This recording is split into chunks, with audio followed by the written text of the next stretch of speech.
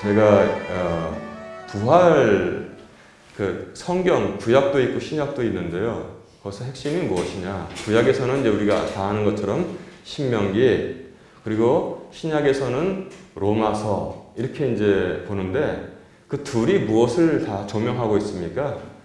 이 강력한 두 개의 조명이 복음을 전하고 있습니다. 복음. 제가 복음은 뭐라고 했습니까? 유앙겔리온이라고 했잖아요. 근데 유앙겔리아라는 뜻은 원래 그 기쁜 소식을 전하는 전령이 있잖아요. 그리스에서 이제 그리스어에서 나오는 것인데 그것이 이제 에반겔리즘 이렇게 됐잖아요. 복음이라고 복된 소식이다. 전쟁을 도시국가가 많이 치루었습니다. 전쟁을 해서 승리를 하지 않습니까? 그럼 승전보를 전하기 위해서 전령을 보내요. 전령. 메신저라고 그러잖아요. 메신저가 막 뛰어옵니다. 그래서 성 위에서 기다리고 있는 왕과 그 도시 백성들에게 승리의 소식, 승리했습니다. 전하는 게 바로 이제 유앙겔리아, 이 기쁜 소식, 복된 소식입니다. 그것이 이제 역시 우리로 생각하면은 제가 뭐라고 그랬습니까? 지금까지 정복되지 아니한 한 가지가 있었으니 그것이 죽음이라고 그랬잖아요. 죽음이 남아 있었는데 예수 그리스도로 말미암아 죽음이 정복됐어요. 그리고 이제 지금 모든 죄의 권세들이 이제 파괴되고 다 무너지고 있는데 맨 마지막에 제가 지난주에 그렇게 표현을 했잖아요. 아이러니라고 그랬지 않습니까? 죽음이 죽는 때가 온다는 거예요. 그래서 제가 죽음의 사망, 사망의 죽음 이렇게 이제 헛갈리지 않게 표현을 했는데 맨 마지막에 멸망받을 원수는 바로 죽음이니라. 사도 바울이 이렇게 알려주셨잖아요. 근데 이제 복음서, 즉 예수 그리스도가 조명을 갖고 있습니다. 그런데 예수 그리스도의 여러 가지 사건 중에서 다 연관이 있고 암시하고 있죠. 그런데 예수님께서 오병이어로 먹이신 것도 그것을 암시하고 있고 또 가나 혼인잔치에서 물로 포도주를 만드신 것도 예수님이 하시는 일을 암시하고 있습니다. 세상에 제일 맛없는 물이 뭐예요? 발 씻는 물이고 손 씻는 물이잖아요. 그것을 가지고 세상에서 가장 맛있는 포도주를 만들어 주시는 것이 예수님의 사역이라는 것을 거기서 알려주시고 있는 거예요. 그런데 그래서 우리가 예수 없으면은 세상에서 제일 맛없는 물, 여러분들은 세상에서 제일 맛없는 물을 경험해 보셨을 겁니다. 저는 세상에서 제일 맛없는 물을 청소년기에 마시고 살았습니다. 어떻게 하느냐? 학교에 가잖아요. 그럼 체육 시간 땀 뻘뻘 흘리고 그때는 이제 체육복 갈아입고 이제 운동하잖아요. 체육 시간에. 그러면 이제 때르릉 종을려서 체육 시간 끝나고 어디로 뛰어갑니까? 우리 학교에는 저기 운동장 구석에 길다란 수도대라고 하나 그게 있었어요. 수도 꼭지가 하나 이렇게 쭉 있는데 애들이 거기다 전부 다 입을 대고 그 수돗물을 뜨뜻미지근한 걸 빨아먹습니다. 그 어떤 놈 침이 들어갔는지 뭔지 난 줄 서가지고 입 대고 왜냐면 또 물이 지금처럼 콸콸 안 나오니까 세게 빠는 친구가 물을 많이 먹어요. 세게 입 대고 쭉쭉 빨아먹으면 그 맛없는 물도 갈증이 나니까 먹었어요. 지금 애들한테 그거 먹으라고 하면 아마 못 먹을 겁니다. 지금은 뭡니까? 어디를 가든지 시원한 생수를 사서 우리가 마시는데 비교가 안 돼요. 그래서 저는 옛날에 학교 다닐 때 그 수도꼭지에다 입 대고 쭉쭉 빨던 그 미지근하고 느낌상으로는 약간 점성도 있는 물 같은 무슨 뜻인지 아실 텐데 그런 물을 하나님께서 예수 그리스도를 통해서 이 세상에서 가장 경력이 오래된 주방장도 경험해 보지 못하는 그 맛있는 포도주로 변화시키는 것, 그것이 바로 예수님의 사역이라는 것을 다 그렇게 암시하고 있었는데, 그래서 예수님을 조명하고 그 중에서 또 노른자 보면은 무슨 눈이라고 있잖아요. 그 핵심 그 역할 하는 게 뭐냐면 부활입니다. 우리 크리스천들이 부활 신앙을 갖고 있지 못하면은 역시 그 핵심 없는 신앙이에요. 그래서 제일 불쌍하게 생각되는 분이 그거를 이해하지 못하고 믿지 못하는 그러면서도 교회는 나옵니다. 그래서 저한테 어떤 그런 얘기 하는 사람도 있었어요. 교회 오면은 그래도 좋은 말씀 듣고 마음도 이렇게 좋아지고 그 참 답답하죠.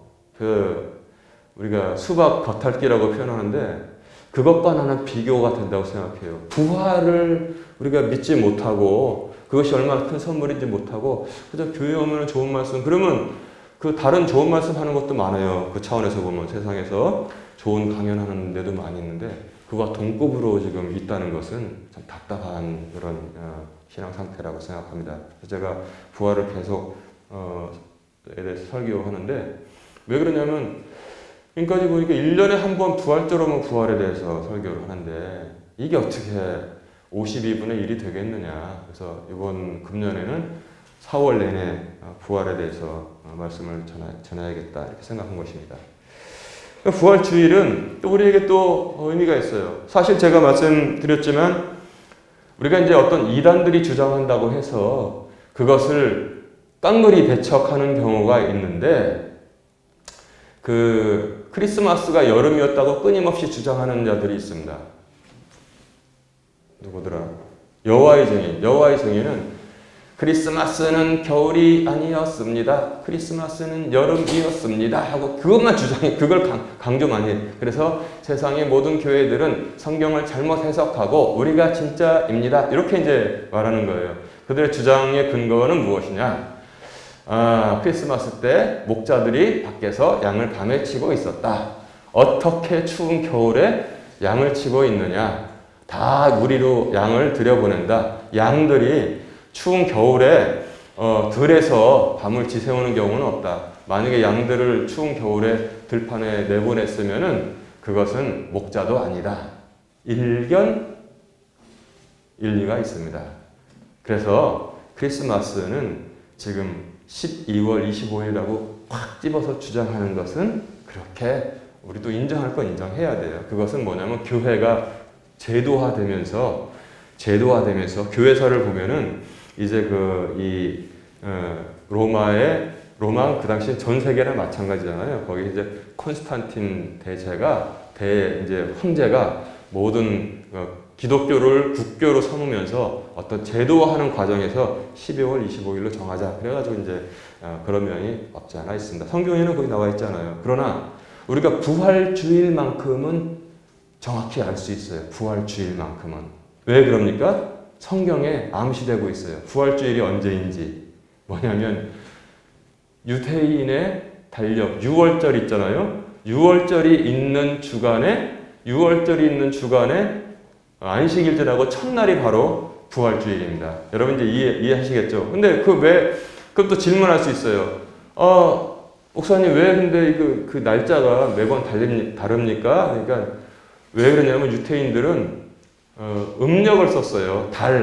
그 영어로 왜 문 칼렌더라고 그러잖아요. 우리가 지금 쓰고 있는 거는 그 태양력을 쓴단 말이에요. 근데 유태인들은 달의 주기로 음력을 쓰고 있었기 때문에 음력에 의해서 왔다 갔다 하기 때문에 조금 다른 것이지. 그러나 정확하게 그 의미, 6월절이 있는 주간에 주님께서 십자가에 달리시고 6월절 행사하러 지금 다 예루살렘으로 모였잖아요. 그리고 그 안식일 지나고 첫날 부활하셨기 때문에 우리가 크리스마스는 우리가 이제 믿음이 있는 크리스찬이지만 또 뭐냐면 이 지성도 있잖아요. 그래서 이 성탄절에 대해서 크리스마스에 대해서 막 또 이렇게 따지면 그거는 맞다. 교회사를 볼 때 그렇게 제도화된 면이 없지 않아 있다. 그러나 그리고 또 성탄절의 계절에 대해서 성경은 말하고 있지 않기 때문에 너희들 주장도 일리가 있을 수 있고 그러나 그건 모른다. 봄인지 가을인지 그건 모르는 거야. 이렇게 말하지만 그러나 부활주일은 확고하다. 근데 왜 자꾸 들쑥날쑥해? 그거는 유태인들이 음력을 쓰기 때문에 즉 6월절이 있는 주에 그 안식일 후 첫날이기 때문에 그것은 그 의미로 확고하다. 이렇게 우리가 이제 얘기할 수 있는 것입니다. 자, 그런데 마침 그때가 만물이 소생하는 봄이란 말이에요. 그러기 때문에 우리가 이런 것을 바울도 지금 오늘 본문 말씀에서 사용을 해서 말하고 있는데, 즉 자연을 통해서 하나님의 흔적을 알 수 있는 것이 바로 신학에서는 일반 계시라고 표현하고 있습니다. 일반 계시. 일반 계시는 뭐냐면 모든 사람들이 예수님을 믿든지 안 믿든지 어렴풋이나마 이 하나님의 손길의 흔적을 느낄 수 있는 것이 바로 일반 계시예요. 그래서 이 불란서의 수학자이면서 철학자였던 그 이름이 탈 이렇게 시작하는데 그 사람은 뭐라고 했냐면 이거 있잖아요. 이거 좌표 개발한 사람 X축 Y축 그거더라. 파스칼. 그렇지. 파스칼은 뭐라고 했냐면 밤하늘을 올려다볼 때 저 영원히 침묵하고 있는 저 어두운 저 우주 공간은 나를 끊임없이 두렵게 만든다. 즉 하나님께서 행하신 그 모든 것을 그렇게 표현한 거예요. 그리고 이제 우리 옛날에 뭐 어떤 사람들도 천둥 소리 들으면 무섭다. 죄진 사람은 천둥 칠 때 두려움을 느낀다. 그게 뭐냐면 어떤 그 신적인 존재가 하나님께서 이렇게 다 감찰하신다는 것을 그렇게 알기 때문에 그래요. 그런 것을 일반 계시라고 합니다. 그리고 이제 예를 들어서 아름다운 밤하늘 보면 저게 분명히 창조하신 분이 있으니까 저게 있는 거지 그냥 갑자기 생겨났다는 건 말이 안 돼. 그게 바로 이제 그렇게 깨닫는 거를 일반 계시라고 그래요. 일반 계시. 일반 계시도 있고 근데 하나님께서 특수 계시가 또 있어요. 일반 계시가 있으면 특수 계시가 있잖아요. 그게 뭐냐면 말씀을 통해서 각 사람의 심령에 역사하는 것. 그게 바로 특수 계시입니다. 하나님 두 가지 방법을 다 쓰시는 것을 알 수 있죠. 자, 그런데 여기서 두 가지 질문이 끊임없이 제기됐던 것 같아요. 의문이 제기됐던 것 같습니다. 하나는 무엇이냐면 뭐라고? 부활이 있다고? 어떻게 죽은 자들이 다시 살아나냐? 그런 질문이었었고 두 번째 뭐냐면 그래? 좋아. 부활이 있다 치자. 그러면 어떤 몸으로 일어나냐? 70대 몸으로 일어나는 거야? 아니면 청소년 때 몸으로 일어나는 거야? 그러면 내가 어떤 사람은 좀 평생 몸이 아팠는데, 날 때부터 몸이 아팠는데, 그럼 또 부활해가지고 계속 아파가지고 그건 영원히 아픈 거야? 이렇게 질문을 한단 말이에요. 이 질문이 전부 다 뭐냐면 부활을 부인하기 위해서 나온 질문인 것입니다. 그러니까, 제가, 다시 상기시켜 드리자면은, 이 고린도전서잖아요. 고린도전서 후서가 있는데 어느 교회에다가 서신을 쓴 겁니까? 고린도 교회에다가 서신을 쓴 거예요. 고린도는 어디 있었습니까? 고린도는 바로 그리스에서 그리스 상부와 중부를 구분하는 이 중간 지점에 있었는데 굉장히 번성한 최고로 번성한 어떻게 보면은 상업 도시였던 것입니다. 그래서 아테네보다는 고린도가 더 상업 도시로 유명했어요. 미국 예를 들어 보면은 워싱턴이 수도지만 상업도시로 최고는 어디예요? 뉴욕이잖아요. 그런 것처럼, 그렇게 우리가 비유할 수 있는 것입니다. 그런데, 고린도 교회니까 당연히 거기에 이제, 유대인들, 이 성도들이 있었고, 그리스 사람들, 성도들이 있었습니다. 그러니까 이제 우리가 이민교회 가보면 그렇다고 그랬잖아요. 섞여 있는 거예요. 응? 미국 교회를 가보거나 독일 교회를 가보거나 제가 경험을 해보니까 그거 딱 보면 한국 교회에서 한국 사람들만 있는 게 아니에요. 현지인하고 결혼한 사람들, 또 거기서 태어난 아이들, 아니면 현지인들이 또 나와가지고 큰 교회는 이렇게 이제 번역 통역하는 것 듣고 이제 이런 경우도 있습니다. 근데 그 당시 말이 잘 통했기 때문에 쉽게 말했잖아요. 제가 반은 그리스 성도들이고 반은 이스라엘 성도들이다 이렇게 제가 표현하니까 그들이 각자 가지고 들어온 이런 이해, 그러니까 철학적으로 말하면 선이해라고 합니다. 선이해한 것들, 미리 알고 있는 것들이 계속 그 안에서 작용하고 있었어요. 그래서 그리스 사람들은 뭐냐면 그리스 철학을 가지고 들어왔고, 이제 유대인 성도들은 뭐냐면 구약 성경을 가지고 들어온 거예요. 그래가지고 내가 알기로 신명기에는 이렇게 돼 있고, 그런 분들이 반이고, 아낙시만드로스는 이렇게 말하고, 그 다음에 아리스토텔레스는 이렇게 말하고, 플라톤은 또 이대가 있다. 이런 또 성도들이 반씩 섞여 있는 거예요. 그것에 대해서 바울은 정확하게 고린도 전서를 통해 가지고 두 양쪽을 다 교정해주고 있는 것입니다. 그래서 이 그리스 사람들 철학은 뭐냐면, 뭐가 있다 해서 물질주의라는 게 있었고, 머티리얼리즘, 물질주의가 있었고, 그 다음에 영주의가 있다고 그랬잖아요. 스피리추얼리즘. 요 두 가지가 지금도 사람들을 현혹시키고 있습니다. 요 두 가지가. 또 구약도 잘못 해석한 사람도 있고 바르게 해석한 사람도 있었는데 뭐라고 그랬어요? 사도행전에 흔적이 나온다고 그랬죠? 사두개인들은 부활도 없고 천사도 없다고 그랬어요. 그런데 바리새인들은 부활도 있고 천사도 있다고 그랬어요. 바울이 그것을 딱 보고 자기가 변론할 때 반반씩 섞여 있구나. 그래가지고 내가 내가 죽은 사람의 부활 때문에 내가 이렇게 지금 여기에 서 있노라 그랬더니 막 웅성웅성 막 싸움이 일어났어요. 바리새인들이 먼저 나서가지고 내가 볼 때 저 사람은 죄가 없다. 그러니까 바울은 그 위기를 넘기는 것도 굉장히 많이 하는 사람이니까 딱 보고 반밭이 섞여 있구나. 그래가지고 이렇게 다스렸는데 그 흔적이 고린도 교회에 보낸 이 서신에도 나와 있는 거예요. 반은 그리스 성도들, 반은 이스라엘 성도들인데 이들이 가지고 있는 것 잘못된 것들을 다 교정시켜주고 있던 것입니다. 그래서 물질주의는 뭐냐? 뭘 만들었냐? 모든 것은 이런 거, 물질로 구성되어 있다. 이 물질도 다 쪼개다 보면은 뭐가 몇 가지가 밖에 없다. 이제 그렇게 이제 그들은 생각을 한 거예요. 근데 거기서 과학이 발전하긴 했어요. 원자라는 개념이 나왔기 때문에 그렇습니다. 그런데 이게 우리에게 얼마나 또 안 좋은 영향을 미쳤냐면 유물론이라는 걸 만들었다고 했잖아요. 유물론. 모든 것 물질에서 나온다. 사람의 정신도 아름다움을 찬양하는 것도 몸이 생겨서 거기서 잠시 몸이 살아있는 동안 정신이 쫙 생겨서 이렇게 하는 거지 죽으면 다 끝이다. 그래서 공산주의자들은 내세를 안 믿어요. 죽으면 끝이다. 그렇게 생각한단 말이에요. 근데 또 반면 이게 물질주의, 이제 간단하게 지금 말하는 거예요. 영주의는 뭐냐? 물질은 악하다. 뭐든지 물질은 악해. 이 몸도 물질로 돼 있어. 내가 이 몸을 갖다가 괴롭혀야지 이 안에 있는 제대로 된 나의 영이 여기서 감옥인데 탈출을 할 수 있다. 어떻게 하면 괴롭히지? 잠도 자지 마. 하루에 나는 2시간만 자. 그래도 나는 꼿꼿이 앉아있어. 벽을 바라보고서. 그리고 밥도 많이 먹지 마. 이만큼만 먹어. 그래가지고 이 감옥을 쇠하게 해야 돼. 그래서 나를 또 채찍질하고 그래가지고 그냥 미라가 돼. 눈만 이렇게 돼.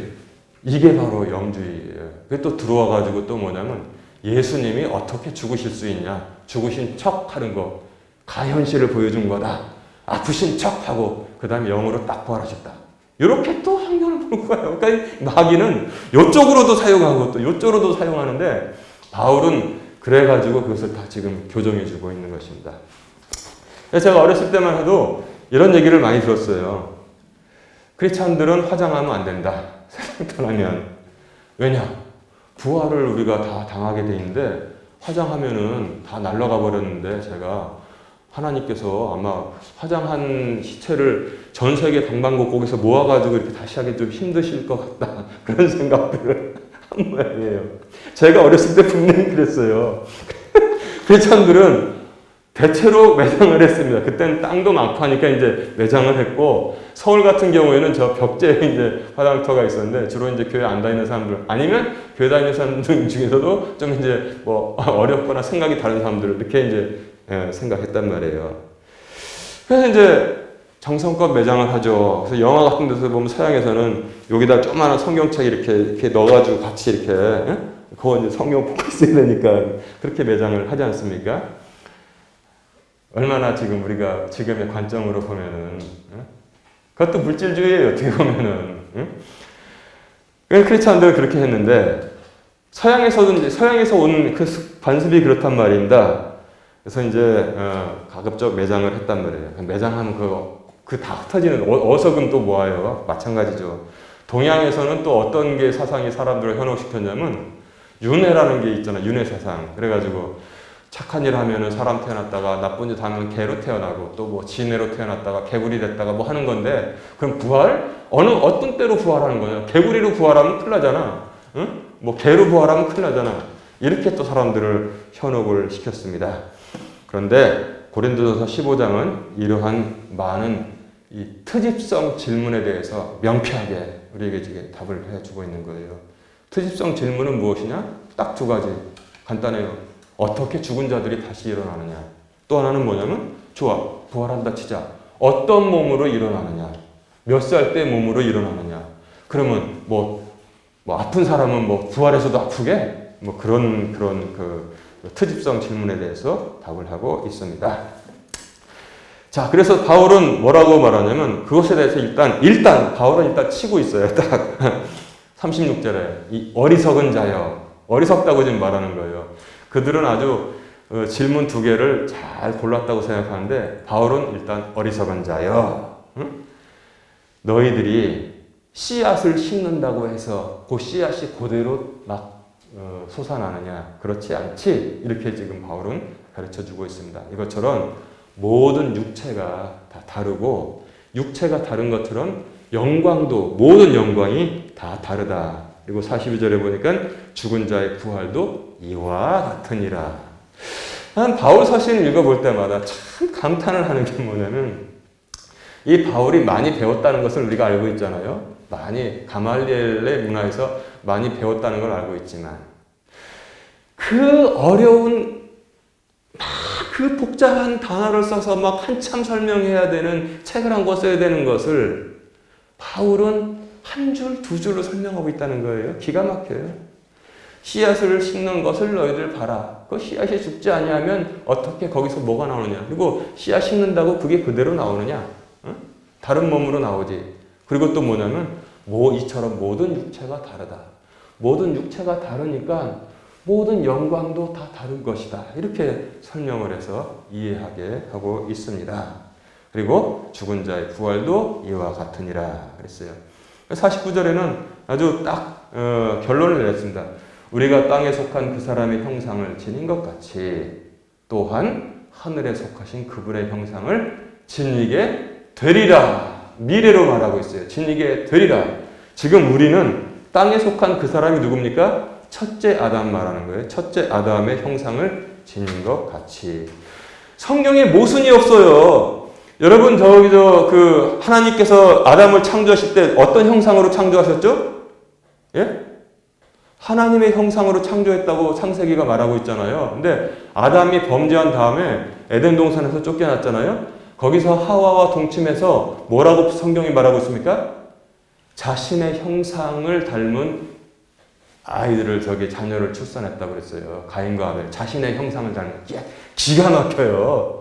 하나님의 형상으로 지음 받았는데 그 형상이 훼손되고 그 다음에 이제 에덴 동산에서 쫓겨난 다음에 그 아담과 하와가 자신의 형상을 닮은 이제 후손들을 쭉 낳았다고 했어요. 그러니까 지금 우리가 그 사람의 형상을 지금 갖고 있는 거예요. 이게 지금 다 몸, 육체 뭐 그런 게.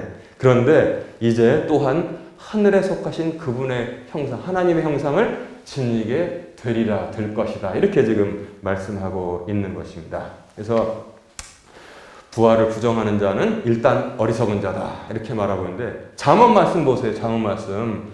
뭐라 그랬습니까? 어리석은 자는 그 마음에 이르기를 여호와가 없다 하느니라. 그는 행하는 모든 것이 부패하다고 이렇게 책망하고 있지 않습니까? 즉 성경의 관점에서 볼 때 문제 좀 잘 몇 개 틀리고 뭐 그런 게 어리석은 게 아니라 하나님을 부정하는 것 자체가 기준으로 어리석다. 딱 그렇게 성경은 이렇게 전하고 있는 것입니다. 여러분 이 기준을 우리가 익숙하게 하면 돼요.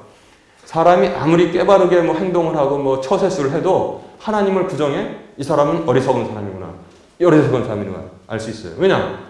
일반 계시 제가 말씀드렸죠? 모든 사람이 알 수 있는 일반 계시도 주셨고 특별 계시는 우리 믿음을 통해서 주시는데 일반 계시를 이해하지 못하기 때문에 그 사람은 어리석은 사람이 되는 것입니다. 그래서 바울은 이렇게 말하고 있습니다. 죽음은 장애물이 아니고 우리가 함정에 빠지는 게 아니고 단지 부활을 위한 하나의 과정일 뿐이다. 여러분 그거 이해하세요? 부활을 위한 부활로 가는 하나의 문일 뿐이다. 그게 좋겠다. 부활로 들어가는 문일 뿐이다. 죽음이 바로 부활을 향한 하나의 과정뿐이다. 그리고 이제 이렇게 설명합니다. 씨앗이 하나 여러분 밀밭을 만들고 싶어요. 그럼 저는 이제 밀 씨앗을 가져와서 밀이 그거죠. 뭐 그걸 뿌립니다. 그러면 나중에 보면은 그 밭에서 밀이 막 툭툭 튀어나옵니까? 그거 아니란 말이에요. 전혀 다른 모습의 새싹이 여기저기서 막 납니다. 떡잎이 나오고 막 새싹이 나오잖아요. 그 뿌린 밀하고 똑같습니까? 밀이 그대로 안 썩고 안 죽으면 거기서 이렇게 나올 수 있어요? 요 밀이 떨어지면은, 그래서 이제 거기서 죽으면 전혀 다른 모습의 새싹이 나오고 나중에 쭉 커가지고 나중에 거기서 또 열매가 많이 맺히는 것을 말하는데, 만약에 한 사람이 하다를 떨어뜨려가지고 거기서 새싹이 났으면 우리도 어떻게 말해요? 그 밀이 이것이다라고 말하는 지혜가 너희들에게 있지 않느냐? 이렇게 지금 설명하는 것과 마찬가지예요. 같은 모습이냐? 전혀 그렇지 않다. 요 하나의 그 눈에 보이는 조그마한 깨알 같은 거하고 지금 이렇게 아름다운 새싹의 모습을 내는 거하고 영광이 어떻게 똑같아요. 아주 미미한 것이지만 이처럼 부활도 마찬가지다. 이렇게 말하고 있습니다. 자, 그런데 부활이 만약에 거짓이었으면은 그것이 1세기 때 일어난 위대한 사건인데 지금 우리가 몇 세기에 살고 있습니까? 21세기에 살고 있어요. 2021년. 아니, 거짓말 하나 가지고 2000년 이상을 뚫고 들어올 수 있어요? 모든 사람을 속이면서 그게 말이 안 되는 것입니다. 그런데 오히려 현대 과학자들이 부활의 그 바울이 지금 말하는 것을 지금 간접적으로 증명하고 있습니다. 여러분, 권사님들 그런 말을 안 들어보셨을 건데, 클로닝이라고 있어요. 클로닝. 클로닝이 뭡니까? 이 세포 복제를 클로닝이라고 해요. 여러분, 눈에 안 보이는 세포 하나만 지금 과학자들은 어떠한 능력을 가지고 있냐면, 이 성세포가 아니라, 성염색체가 아니라, 이런 그냥 세포 있잖아요. 거기서 하나만, 눈에 안 보이는 세포 하나만 딱 떼어내도 그것을 복제를 해서 양에서 떼어낸 것은 양을 또 만들고, 개에서 떼어낸 것은 개를 만들고, 그래가지고 얼마 전에 큰 문제 일으킨 그 황우석 박사라는 사람이 있잖아요. 그 사람이 세포 복제를 자기가 할 수 있다. 개를 막 만들고, 근데 그게 이제 사기가 좀 들어갔다 해서 이제 야단을 맞았지만, 영국에서는 그 양을 복제했는데, 이름이 뭐죠? 돌리잖아요, 돌리. 마찬가지로, 개도 복제하고, 소도 복제하고, 지금 그런 기술을 가지게 되었는데, 그것이 무엇을 말하고 있냐면, 우리 모든 것이, 눈에 안 보이는 것이 우리를 구성할 수 있다. 인간의 기술도 그것이 가능한데 하나님께서 그것을 못 하시겠느냐, 이렇게 이제 우리에게 말씀하고 있습니다. 그리고 이제 부활을 부정하는 자는 어리석은 자다. 또 하나의 메시지는 무엇이냐면 부활이 있는데 우리는 영화로운 몸으로 부활한다. 이것을 말씀해 주고 있어요. 제가 참 좋아요. 이런 말씀 들을 때마다. 어렸을 때 모르겠는데 점점 나이가 들어갈수록 부활의 말씀이 참 좋군요. 모든 육체가 같지 않다. 모든 육체가 같다면은 어떻게 우리가 구분을 해요? 우리가 가서도 생선 잘하는 분은 이렇게 구원해서 이렇게 잘 해도 그 형태를 안 봐도 이거는 병어구만, 병어구이네. 이거는 꽁치야, 꽁치. 이거는 고등어구이인데 다 알잖아요. 모든 육체가 같지 않다고 바울은 말하고 있기 때문에, 모든 육체가 같지 않기 때문에 물질로 흩어져서 그리스 사람이 생각하는 것처럼 모두 하나로 돌아간다는 말이 안 된다. 모든 육체가 같지 않기 때문에 영광도 모두 다르다. 이렇게 말하고 있는 것입니다. 그래서 또 바울은 이제 이렇게 우리에게 이해를 시켜주고 있습니다. 본성에, 모든 육체가 고등어에 이렇게 잘라놔도 이거 고등어다. 이거 먹어보니까 소고기네, 이거는. 이거 돼지고기네. 다 알잖아요. 다른 것처럼 그 영광도 다 다른데 어떻게 또 바울은 극명하게 비추어 주냐면, 하늘 위에 있는 것들의 영광이 다르고 밑에 땅에 있는 것들의 영광이 다르다. 즉 우리가 흔히 하는 말로 뭐예요? 하늘과 땅 차이가 있다. 부활할 때는 그것을 우리에게 말씀해 주고 있는 것입니다. 하늘에 있는 것들은 뭡니까? 공통점이 빛을 냅니다. 빛을 내요.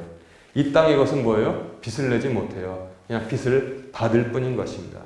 하늘의 것은 무엇입니까? 무한합니다. 어떻게 우주의 끝을 가볼 수가 있어요? 그러나 이 땅은 뭐예요? 유한해요. 그래서 자동차 타고 한참만 달려도 이 지구를 한 바퀴 돌 수 있는 것입니다. 하늘에 있는 것은 뭡니까? 이 땅의 것들을 다 관리하고 움직입니다. 이 땅은 뭐예요? 하늘로 움직일 수 있어요, 없어요? 그저 해가 좋으면은 날씨가 좋고 하늘에 구름이 끼면 비가 오는 것입니다. 이 땅에서 하늘을 갖다 어떻게 할 수가 없어요. 하늘은 이 땅에 대해서 영향을 주고 이 땅은 그저 그냥 영향을 받을 뿐입니다. 이처럼 하늘의 영광이 다르고 땅의 영광이 다르다. 어마어마한 차이가 있다는 것을 바울은 말하는데, 그런데 또 이게 있어요. 그런데 말이다. 하늘에 있는 것들도 그 영광이 모두 다르다 그랬습니다. 해의 영광이 있고 찬란하게 지금 비추잖아요. 근데 밤에는 뭐예요? 달이 그만큼 냅니까? 달은 그렇진 않아요. 그렇진 않고, 그러지만 달은 어떤 영향을 줍니까?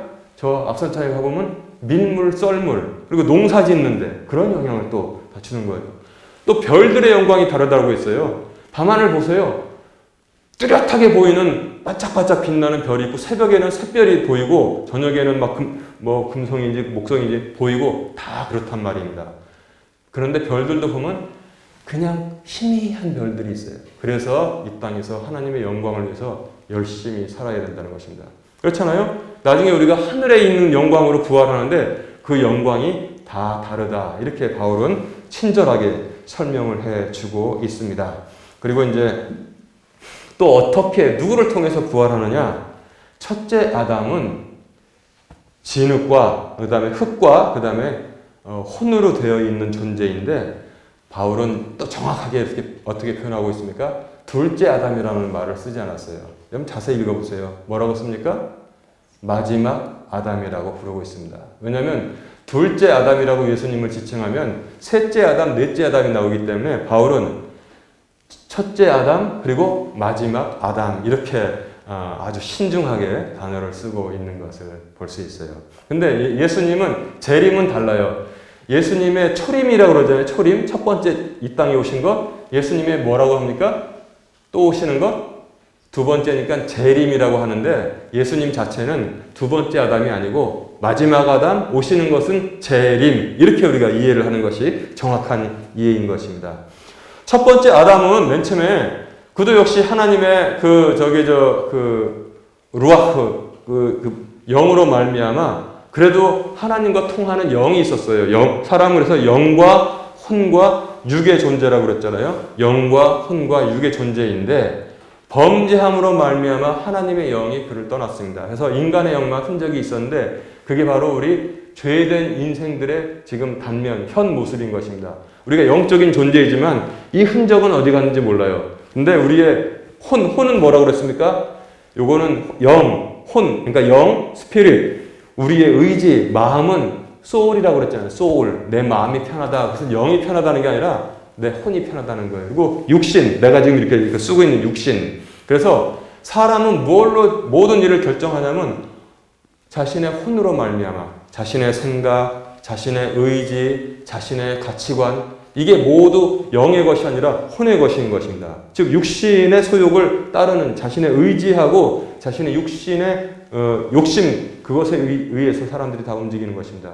근데 영이 살았는 뒤 흔적이 약간 남아 있었는데 예수 그리스도를 영접함으로 말미암아 영이 살아있는 존재가 되는 거예요. 우리가 바로 그래서 이제 우리가 영이 산 존재가 돼서 영이신 하나님께 우리가 어떻게 마음으로 통화하냔 말이에요. 영으로 우리가 예배를 드려야 되고 영으로 기도해야 된다는 것입니다.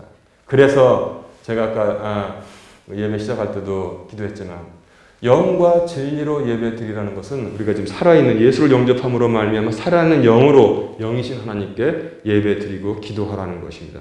우리가 이제 육신의 것으로는 감각이 잘 안 돼서 그렇죠. 그런데 예수님께서 회복해 주셨다는 것입니다. 우리의 영을 회복해 주셨기 때문에 하나님의 영이 떠난 상태였지만 그러나 뭐라고 말씀하셨어요? 너희의 몸이 하나님의 영이 거하시는 성전인 줄 너희가 알지 못하느냐. 이 말씀이 있는 거예요.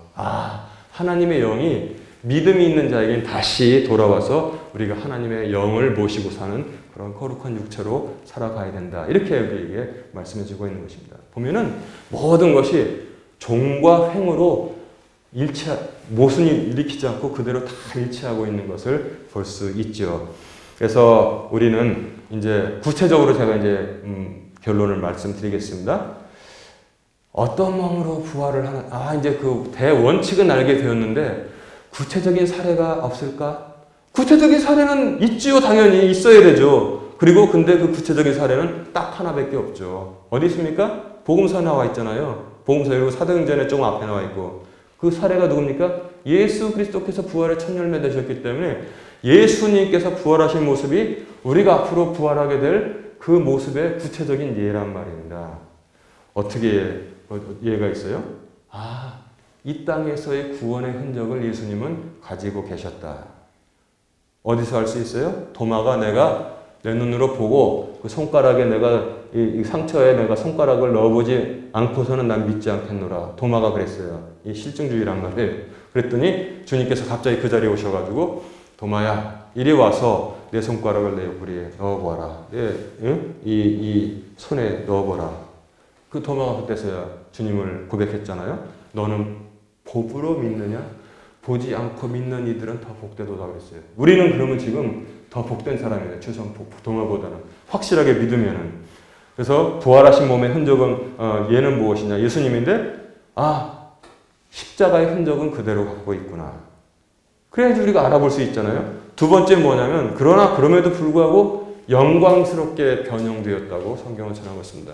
예수님을 맨 처음에 잘 못 알아봤어요. 예수님에 대한 그 인물평은 어떻게 나오냐면 간접적으로 그는 흠모할 만한 것이 아무것도 없다고 했어요. 연하 순과 같다고 했습니다. 그러니까 이 바리새인들이 뭐라고 했냐면 다윗이 나에게 뭐 주라고 불렀다니까 돌을 들어가지고 치려고 했잖아요. 예수님은 캐야 30 몇 살인데 내가 내 나이 아직 50도 안 되었는데 이런 식으로 말한단 말이에요. 그만큼 예수님은 흠모할 만한 것이 육신에 이 땅에 계실 때는 없었던 것으로 우리가 추측을 할 수 있어요. 그런데 영화롭게 부활되신 모습은 예수님을 알아보지 못했다는 것입니다. 예수님을 항상 모시면서 따라다니는 사람들이 예수님을 알아보지 못했어요. 엠마오로 가는 두 제자도 못 알아봤잖아요. 예수님하고 같이 가면서 얘기하면서 주막에 들어서 이제 그때서야 예수님이 떡을 띄워주고 소 주니까 그때서 확 그들이 알게 됐잖아요. 그런데 예수님 찾아보니까 어디로 가셨지? 단지 그들이 말하는 것은 뭐냐면 이상했다.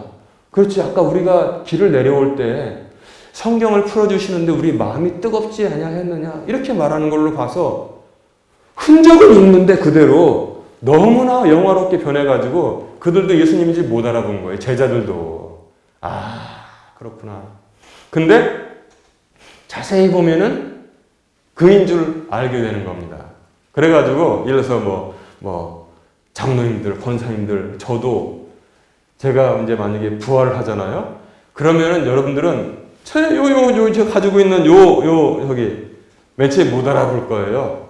근데 너무나 멋있게 변했기 때문에, 영화롭게 변했기 때문에. 그런데 그럼에도 불구하고 못 알아보면 그거 말이 안 되잖아요. 의미가 없잖아요. 자세히 보면 김문형 목사님 맞네. 이렇게 된다는 겁니다. 이렇게. 그러니까 옛날에 그 여의도 순복음교회 조영기 목사님이라고 있잖아요. 조영기 목사님 설교하는 걸 제가 잘 들었더니 사랑하는 성도 여러분, 제가 만약에 부활해서 천국에서 여러분들을 뵙게 되면 대머리 저 목사 찾지 마세요. 그러더라고요. 자기가 대머리잖아요. 그때 천국에서는 대머리도 없는 것입니다. 이렇게 말하더라고요. 그러니까 천국에서 저 목사 찾아다닐 때 대머리 저 목사 찾고 다니지 말라 그러더라고요. 맞는 말이에요. 우리가 가지고 있는 모든 연약함, 약점 그런 것이 비교할 수 없게 놀랍게 변화가 되는 거예요. 그런데 그럼에도 불구하고 그를 알아볼 수 있어요. 자세히 보면. 그렇구나. 그러니까 쉽게 말하면 권사님은, 장로님은, 집사님은 그 모습에 가질 수 있는 최고의 아름다움을 다 영화로운 몸을 갖게 되는 것입니다. 그래서 우리가 이제 그것을 향해 나가는 것이죠.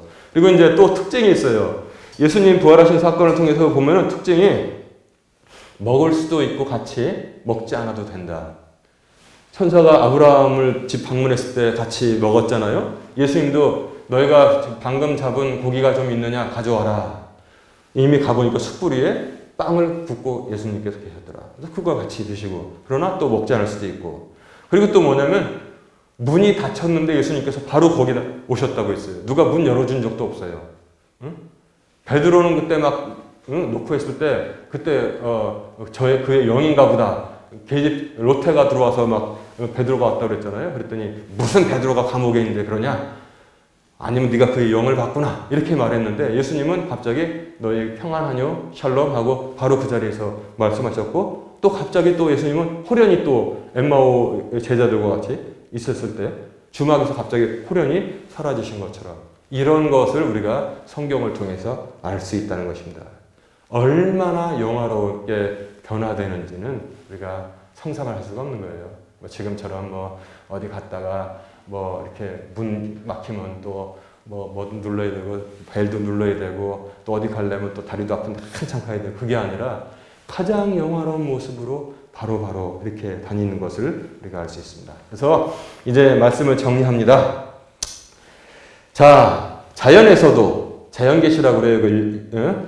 자연에서도 일반계시, 즉 자연계시 혹은 일반계시라고 하는데 그것을 통해서도 하나님의 행하신 일을 조금 똑똑한 사람들은 어렴풋이 알 수 있게 하나님께서 은총을 베풀어 주셨습니다.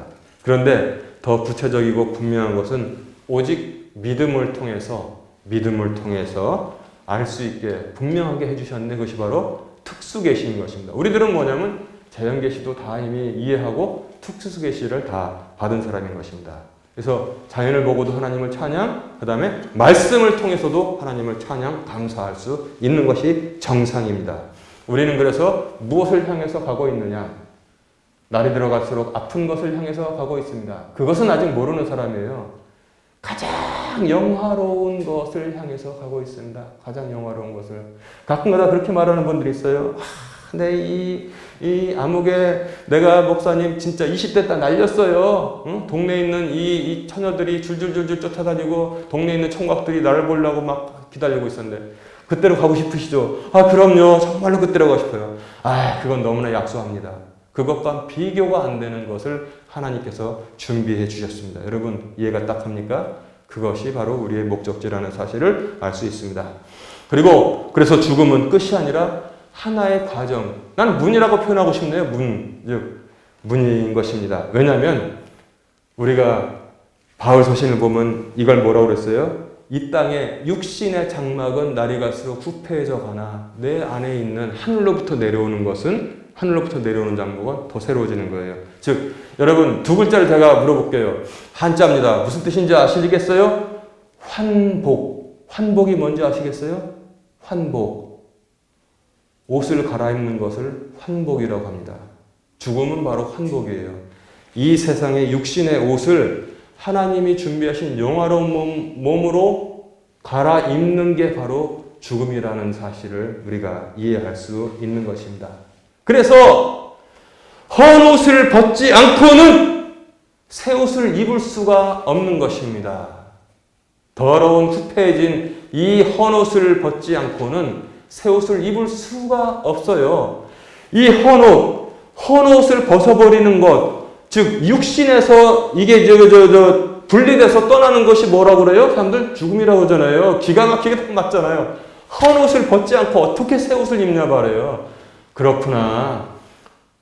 나에게 죽음이라는 것은 환복, 옷을 갈아입는 것에 불과하다고 성경은 우리에게 얼마나 위로를 해주고 있습니까? 병 걸린 이 헌옷, 아픈 이 헌옷, 환복을 시켜주시는구나. 깨끗하게 갈아입는 것. 옷을 벗지 않고는 새 옷을 입을 수 없다. 이 육신의 옷은 한때는 좀 그래도 하나님께서 하나님의 영광으로 지으셨기 때문에 한때는 좀 반짝반짝 빛나요. 20대, 30대 그러면은. 근데 그 다음에는 별거 없어요. 또 나이 들어가면 또 냄새도 난대요, 또. 잘 씻지 않아서가 아니라 나이 들어가면 냄새가 난대 몸에서. 이게 얼마나 참 불편해요. 그래서 무슨 향수도 뿌리고 그래야 되는데 그런 거 끝. 하나님이 준비하신 것은 이제 우리에게 예비되어 있습니다. 그래서 우리가 두려움 없이 그냥 기쁨 가운데 숲의 새와 같이 살아갈 수 있는 것입니다. 죽음은 환복에 불과하다는 사실을 여러분 믿으시고 늘 감사하고 담대하고 평안하게 사시는 그런 복된 성도들 되시기를 주님의 이름으로 축원합니다.